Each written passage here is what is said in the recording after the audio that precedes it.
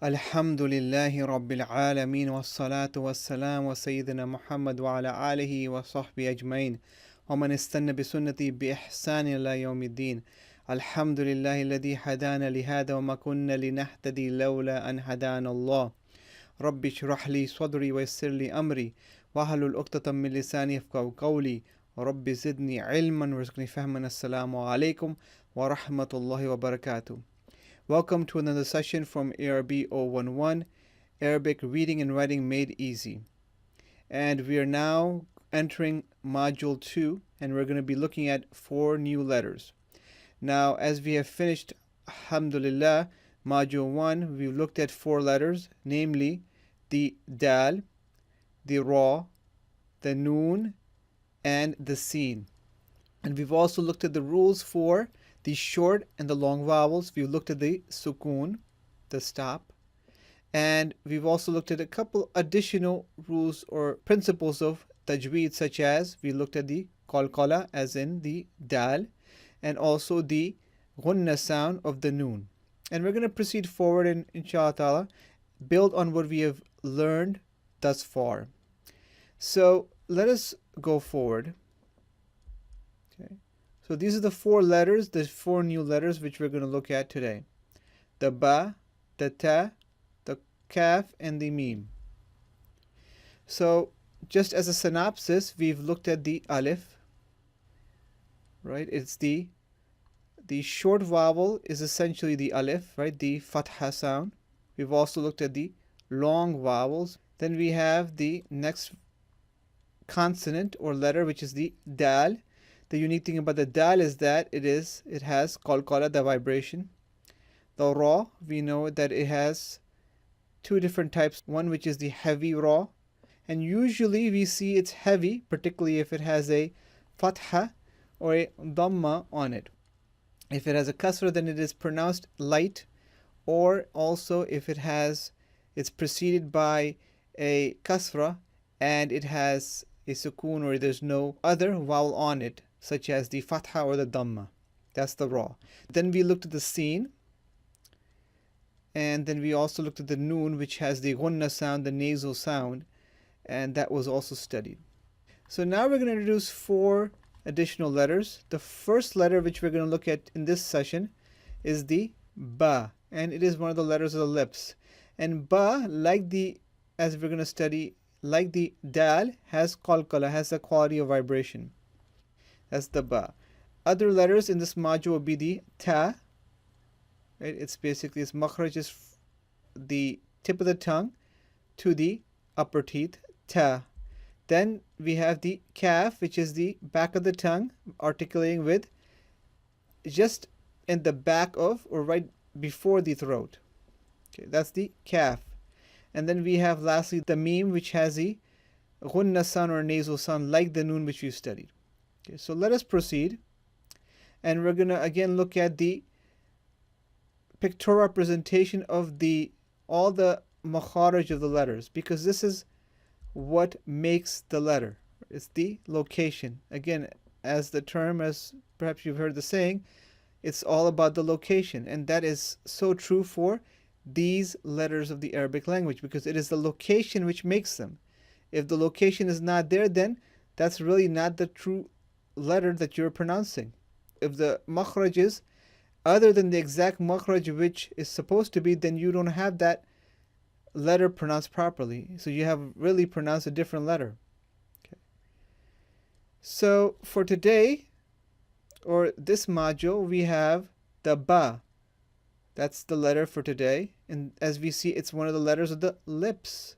There are 4 letters of the lips which have the makhraj at this area. One which is the ba. And another letter is the mim, which we're going to study later on. It also has a makhraj of or at the lips. The other letter which is going to be studied in this module is the ta. And the ta has a makhraj at the tip of the tongue, which articulates with the front top incisors. Remember the sin, it was articulating with the tip of the tongue with the lower incisors, but the ta is the upper incisors.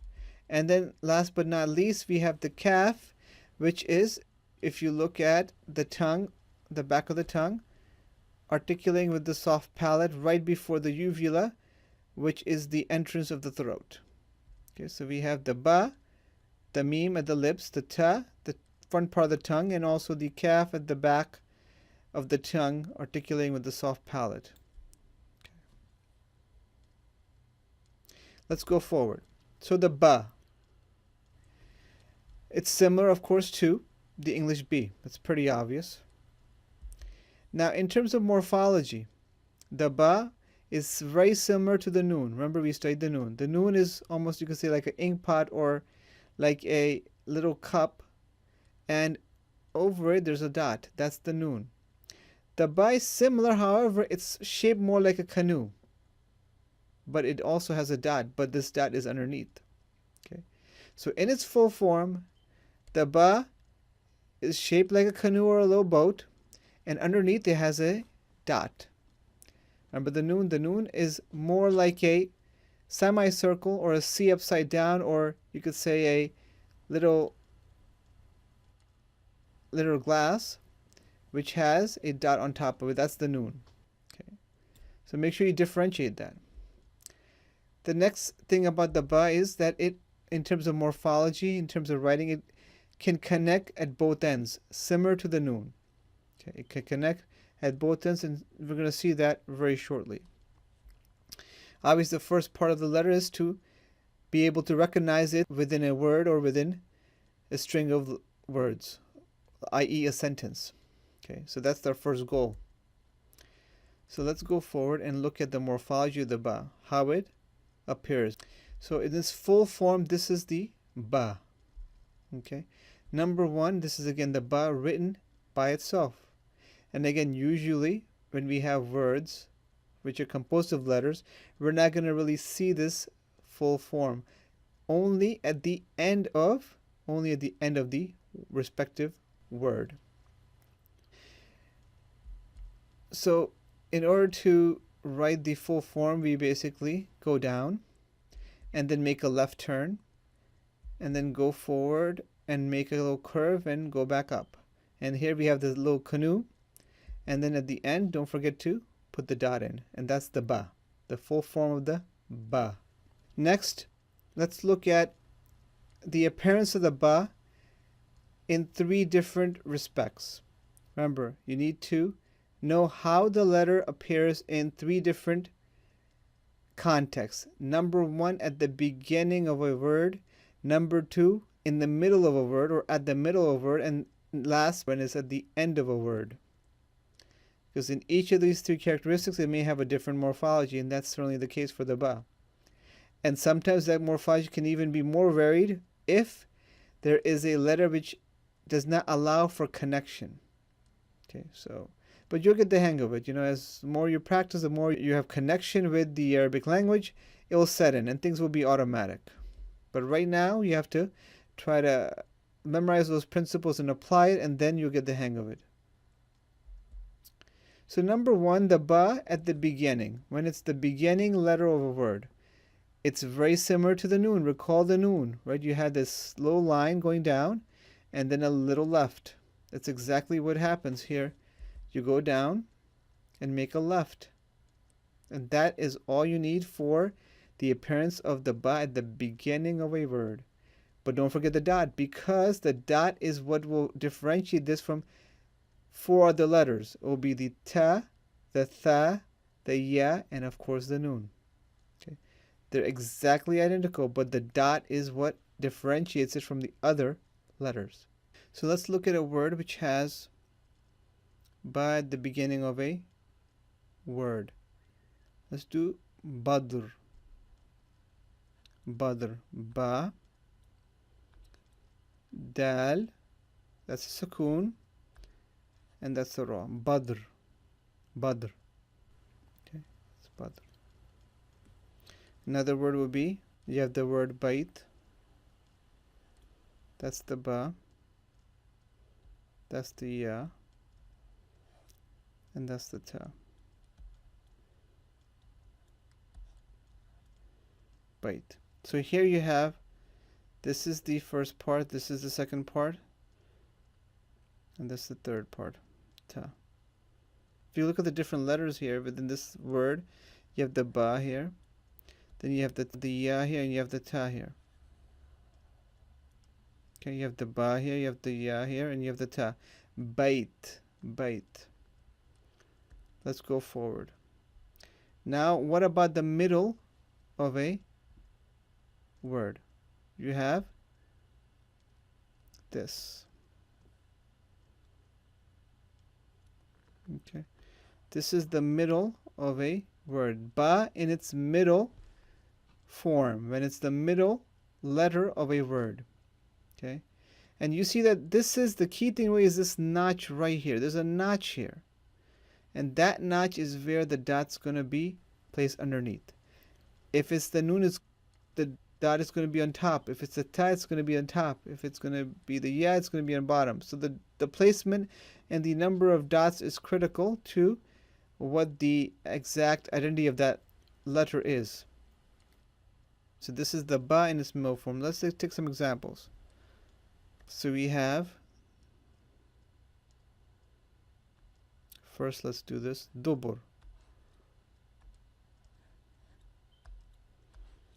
Dubur. So here this is the middle letter of a word. Now, is it similar to something? Is it more similar to this or to this? Well, it's more similar to this actually. Why? Because here it cannot connect with the dal. The dal disallows for connection of the ba to this letter. We can't have a notch like this. So here, this is really when there's connection. So here we have to go back to the start of the ba. So this essentially would be like the start. Like the start. Okay, like the start when the ba is the first letter of a word. Okay, because the dal disallows for it just to be connected. There's no, you can't put this notch here. You can't put this there. Okay, so that's dubur. That's dubur. It will be like this. Dubur, which means back or tail. Now, what about this? When is this going to be used? When there's connection, such as the word sabab. Seen, that's seen, right? And then there's another, now there's a notch. This notch is going to be where the ba is going to enter. This we're going to put the dot. That's seen, ba. Ba what? Fatha, sabab. And it's going to be ending with another notch, which is the ba here. But because it's the last letter, it's going to be in its full form, sabab. So actually we don't put this here, we put this right here in the middle. So that's sabab. But this is how the ba appears when it's the middle letter of a word. Let's clear the board. And last but not least is that's again the middle, how it appears at the middle letter. And then when we look at the full form at the end would be like in sabab, seen, ba, sab. Now ends, we put this over here and then put the dot there. Well, my preference is to write the whole skeleton of all the letters and then fill in the dots and the vowels. This will be easier. Okay, it will be easier. So in this way, you can space the different vowels respectively and also the dots appropriately as well. Okay, so this is sabab. Okay, right here, that's basically the last letter of a word. That's how the ba looks like. Okay, so again, we have the notch, we continue the notch here, and then we finish off the notch making the ba in its full form, and then last but not least you put the dot in and you're done. That's the ba. Now going forward now, so we know how the ba looks like. We can identify the ba in different words and sentences hopefully by now, at least to some extent. But now more about what exactly is the ba. Again, recall that we mentioned that ba is one of the letters of the lips. It is formed at the lips. Okay, ba, right? You see that The ba is coming from my lips. Ba. It does not involve the tongue. It does not involve the teeth. Ba. It is similar again to the English B, but with one small but important difference. Ba is one of the letters that produces a vibrating sound on it when there is a sukoon, i.e. qalqala. Qalqala. So if there is a sukoon on the ba, that means that there will be a qalqala sound, or vibrating sound, like the dal, ad, ad, right? Similarly, you have ba, ab, ab. That's that. The vibration at the end, that's qalqala. Let's go forward and look more at now the makhraj of the ba. And again, we know it's the lips. It's formed by using both lips. So the lips are where this letter originates from. It is similar to the English B, however, remember it has the quality of the qalqala. When the letter has a sukoon, that vibration is formed. One more aspect of the qalqala is that sukoon, if you have this word, for example, and you're trying to pronounce it without qalqala, it's going to be extremely difficult. In fact, it will be almost impossible. Why? So it's just suppose if I don't produce the qalqala, what's going to happen? Let's see. Ab. If I close my lips and keep it closed, the enunciation or phonation of the sound of the letter ba is going to be stopped. Ab. Like similar like when you have the dal. Ad. Right? So most of that word is already, it stops because you close the makhraj completely. But for the ba, in order to fully enunciate it, when there's the sukoon there, you have to open it a bit. You have to open the lips just a bit so that you are able to enunciate and articulate the letter. Okay, for example, if I just keep my lips closed, ab. But if I open it up, then it's like ab, ab. Right? That small little space which opens in the lips allows for that letter to be articulated, similar to ad, ad. In reality, that's not how you're supposed to do the qalqala. You're supposed to be ad, right? You don't just pause, but ad, or otherwise it will be ad.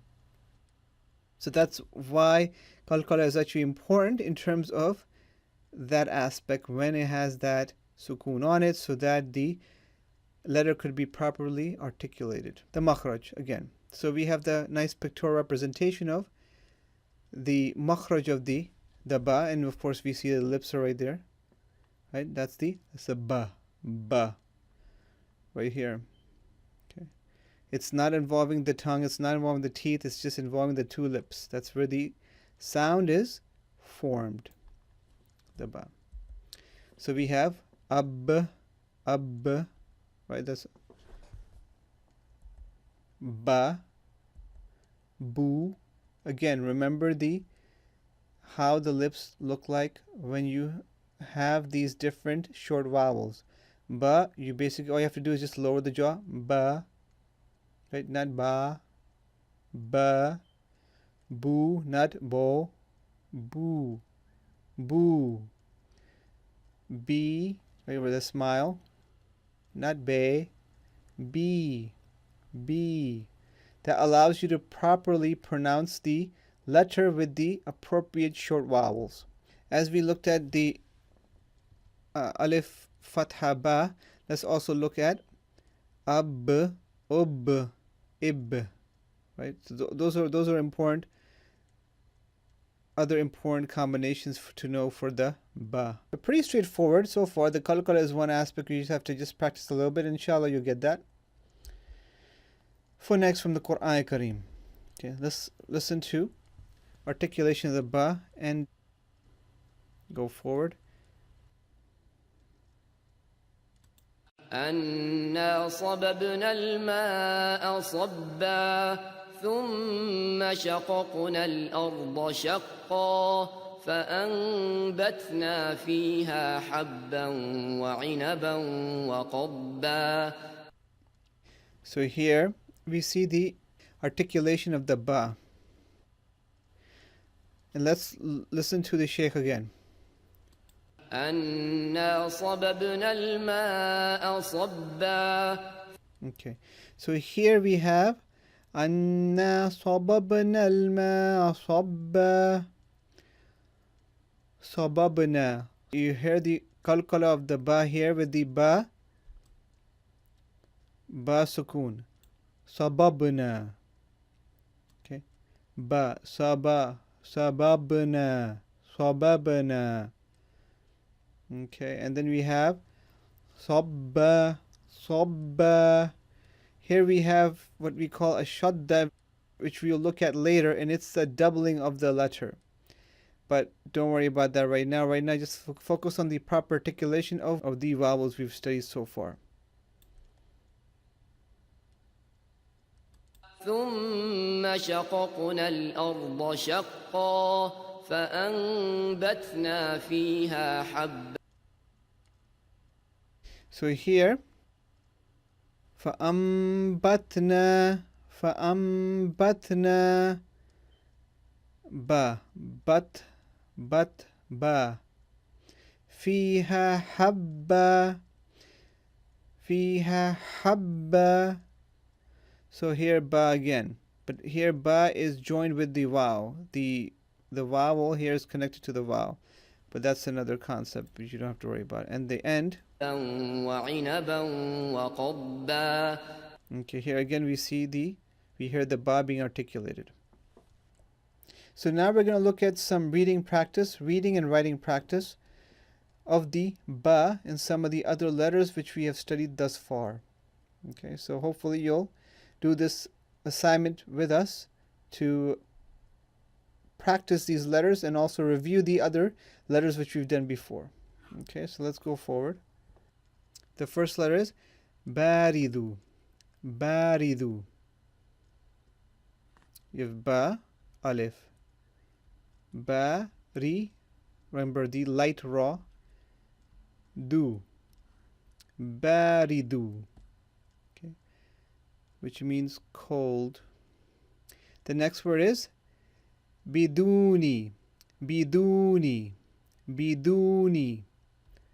Ba, dal, wow, and noon. Again, I'm trying to do the dots at the end.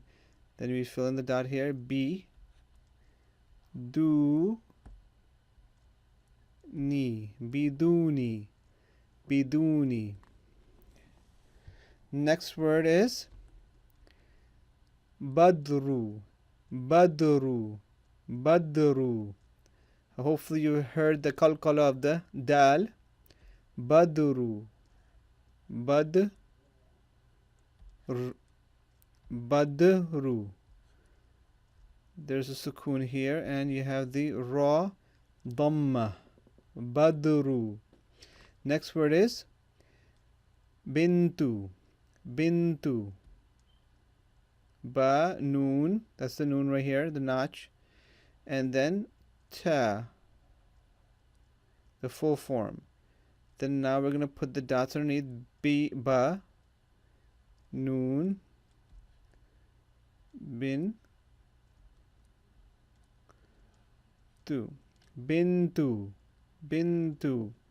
Now here, if you notice, I'm actually emphasizing the noon a little more because here we have the nasal extra second noon because it follows or it precedes a letter, which allows for or tells us we need to prolong the noon a little bit more.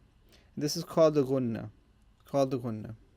Now, one thing in terms of the Quranic Arabic, the Quran versus conversational Arabic, which I'm going to call like the Arabic of today's time, okay, often does not incorporate these finer rules of tajweed. Okay, back at the time of the Prophet sallallahu alaihi wasallam and the Sahaba, the qalqala, the ghunna, like the elongation of the noon, most of these rules of tajweed were used at the time of the Prophet sallallahu alaihi wasallam. It wasn't just in the Quran, but they used it in their everyday language. And vast majority of these rules are part of the Quran. But unfortunately, these days, or for the past 100 years, they're really not used in everyday language. So, for example, if I'm going to talk about my daughter or a daughter, say bint, I'm not going to say bint, I'm going to say bint. So that extra second is lost often. Okay? And that's the same thing with the hadith, a hadith as well. But for the Quran, that's going to be used. So please note that often you're not going to find certain aspects of qalqala or of ghunna or joining or idgham, which you haven't studied yet, but you're not going to find some of these finer rules which we are going to go over in conversational Arabic. And that's not deficiency in your part if you're doing that. That's actually deficiency in, unfortunately, the culture these days. But it's one thing you have to understand is that the Quran has its own strict rules. Those rules are part of the Quran language and they cannot be changed or divorced. But it's okay if you, for example, loosen, for example, the principles when you apply it to conversational Arabic, or even when you're reading certain texts, even if it may be classic text, even if it may be the ahadith or the hadith. So qalqala and ghunna, they do not necessarily have to be used, even for example, when you're reading a hadith or a classical religious text. But for the Quran, they have to be used. In fact, some people even would say, and this is a difference of opinion, that you shouldn't even apply tajweed rules onto Arabic at all. You shouldn't do that. But that's a bit extreme, but that's just the norm nowadays. The Sheikh, for example, which I'm staying with, it's not wrong if you do it into everyday Arabic language, right? The conversational Arabic, but it's just not found. So it's almost going to be looked at with a strange eye. Okay, but just keep that in mind that many of the finer rules of tajweed, they're not found typically in conversational Arabic. We're going to basically look at and incorporate all these tajweed rules in what we do so far, or try to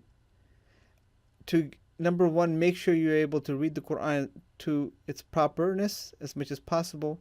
And when you go into the other non-Quranic language, then you can loosen the leash in a sense, and you don't necessarily have to utilize those finer principles that we're going to teach you, because the Quran is obviously the most highest priority, and after it we can then go from there.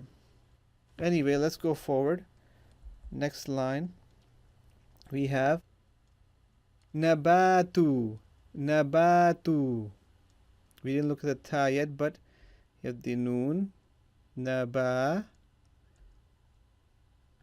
Two. Ta has two dots. You have the noon na. Ba. Tu. Nabatu. Next word is dubur. Dubur. Dal. Ba and ra. We looked at that, right? It means back. Dubur. Ba damma. Ra. Dubur. And ra has sukun, which we do not necessarily have to place because it's understood. Dubur. The next word is sabta. Sabta. Sabta. Sin, fatha, ba, and ta. Ta we're gonna inshallah look at later. Sabta. Again, the qalqala. So if this word, for example, was read in conversation in Arabic, it would be sabta. Sabta. Without the qalqala. Typically. The next word is sabur. Sabur. Again, the ra. Heavy ra. Sin. Ba. And ba, you should notice that it has an extra elongated long vowel. Wow. Sabur. So sa, that's the notch, that's a ba. Dhamma. Wow. Sabur. Sabur. Right? The heavy ra. Sabur. Why is it heavy? Because it does not have a kasra, but it's preceded by the wow. Sabur. If this was a ya, it would be sabir. Sabir. But it's sabur. The heavy ra. Let's go forward. We have the word babu, babu. You should realize that there is a long vowel alif, ba. Right now, ba, ba. 2 seconds, babu, babu. Bab means actually door, babu. Then we have saraba, saraba. Please identify the long vowel. We have the sin, the ra, the alif, sara, ba, sara, ba. Okay, so we have sin, ra, alif, ba, saraba. Then we have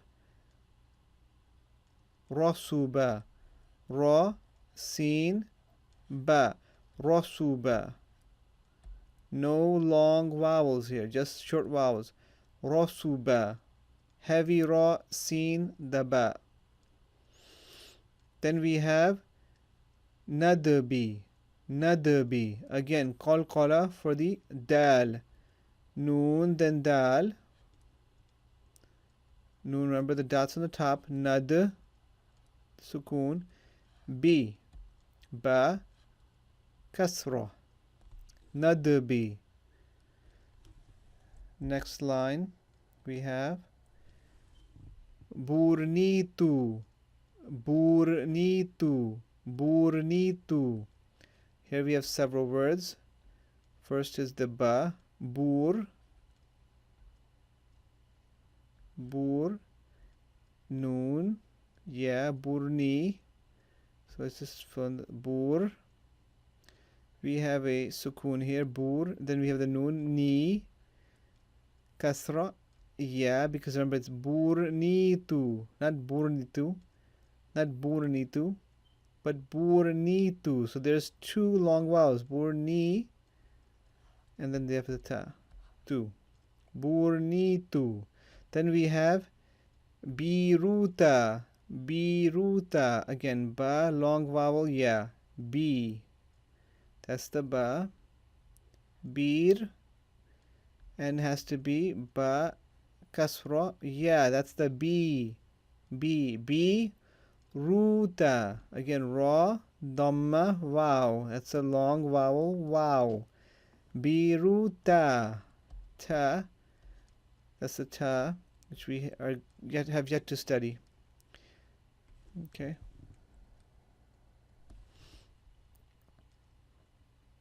Next word is burudi, burudi, burudi. Again, listen to the vowels, which is short, which is long. Short, long, short, long. Burudi, bu, ba, dhamma, ra. We can realize that this is long vowel, wow. Di, which is short vowel, which is kasra. Burudi. Okay, so with this we will close and we hope to see you next time. سبحانك اللهم وبحمدك ونشهد أن لا إله إلا أنت ونستغفرك ونتوب إليك. السلام عليكم ورحمة الله وبركاته. بإسلامي وإيماني أضاء الكون وزمن. بإسلامي وإيماني أضاء الكون وزمن.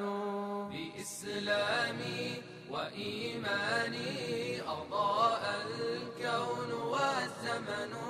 بإسلامي وإيماني أضاء الكون والزمن.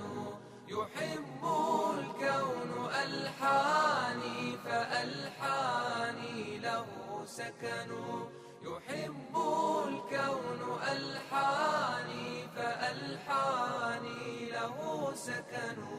أخي الإنسان يا معنى حباه الله أسرارا. فجاء يعطر الكون وينشر فيه أنوارا. أخي الإنسان يا معنى حباه الله أسرارا. فجاء يعطر الكون وينشر فيه أنوارا. فإن تك الفكرة فنحن النور والفكر. فإن تك تعشق الفكرة فنحن النور والفكر. وإن تك تعبد الكفر فنحن العلقم المر. وإن تك تعبد الكفر فنحن العلقم المر.